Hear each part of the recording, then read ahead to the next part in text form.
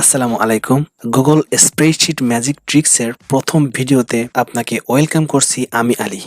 আমরা যারা data entry related freelancing কিংবা কর্পোরেট দুনিয়ায় কাজ করে থাকি, এদের সবারই এরকম বাল্ক ইমেইল কালেক্ট করতে হয়।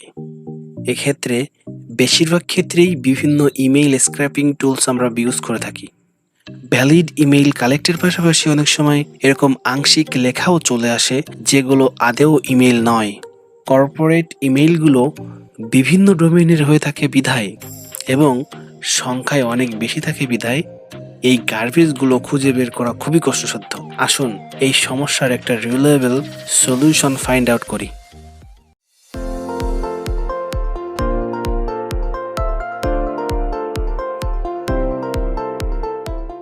এখানে আপনি একটি গুগল স্প্রেডশিটে কিছু র্যান্ডম ইমেইল দেখতে পাচ্ছেন।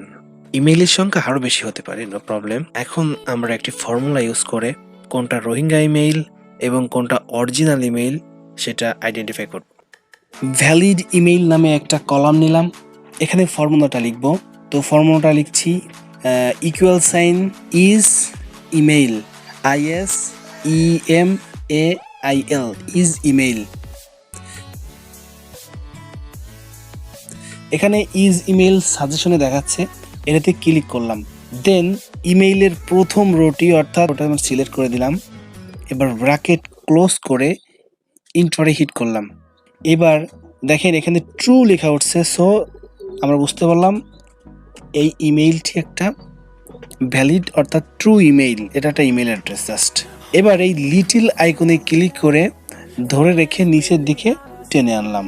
এবার দেখেন ম্যাজিক, অরিজিনাল ইমেল অর্থাৎ যেটা অরিজিনাল ইমেল সেটাতে ট্রু লেখা উঠবে, আর যেগুলো ইমেল নয় সেগুলোতে ফলস লেখা উঠবে।